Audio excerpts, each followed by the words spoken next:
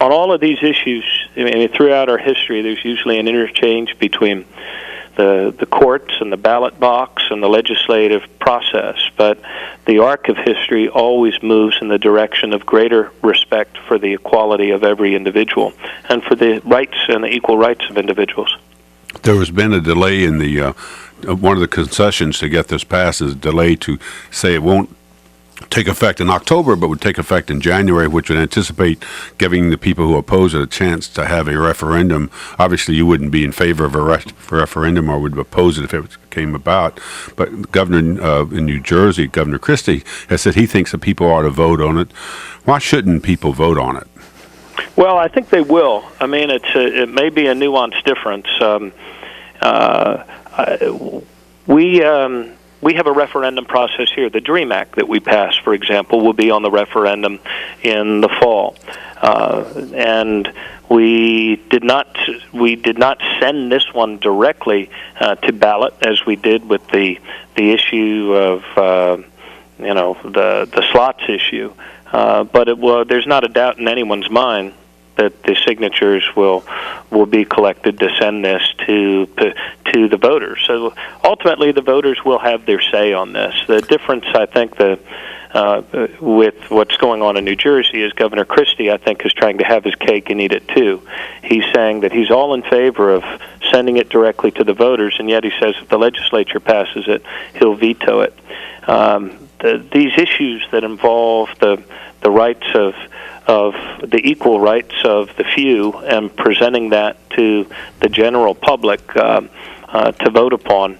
There are some, like John Lewis, who have said that if that's how civil rights had proceeded, there would never have been a referendum to strike down Jim Crow and segregation and other things of that nature. So the likelihood, though, is, Tom, for all of those histrionics, this issue, if we pass it in the legislature, as I believe we should, will go to the voters because except for one possibility, Governor O'Malley, the District of Columbia's Human Rights Law actually kept the matter from going to a referendum here. How does that work in Maryland?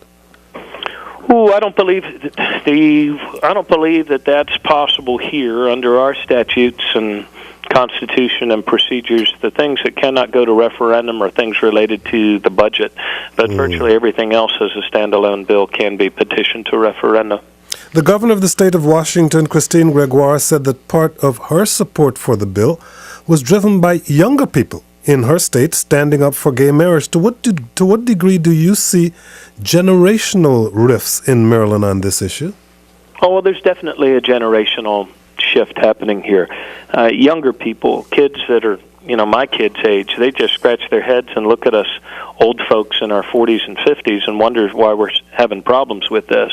And they don't feel threatened or fearful in any way by allowing churches to decide how to define sacraments and their belief system, and also making sure that the rites dispensed and civilly out of a courthouse are done equally for all individuals. They're not threatened by gay couples who are a minority, great minority in our country, wanting the same civil rights when it comes to equal protection under the law for their household and their children's future and well-being. So it definitely skews, and guys, in all of the countless one-on-ones I've had with members of the House of Delegates, you can see that generational shift in the House of Delegates as well.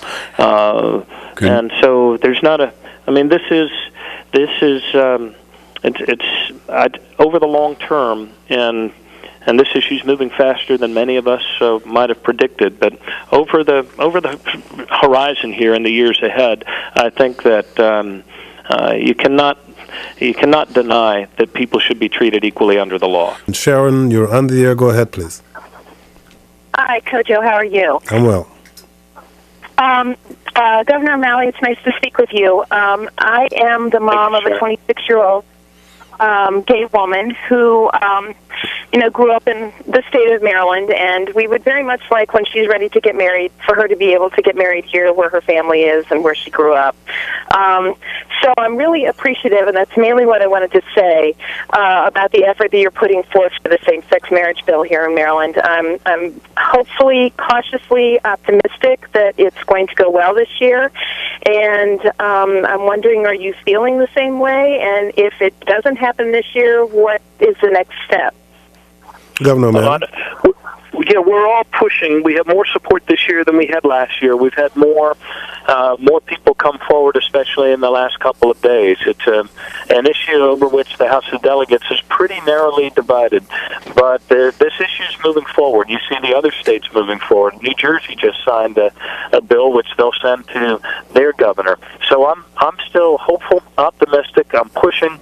Was working late into last night, and Speaker Bush and I were meeting with delegates all day yesterday. So we will have this debate, and I'm hopeful and optimistic that we'll be able to protect religious freedom and rights equally under the law. And that's where this issue is moving. And Maryland has always in the past been a leader in our country's history, and I think we can be a leader again now with greater respect for the dignity of all.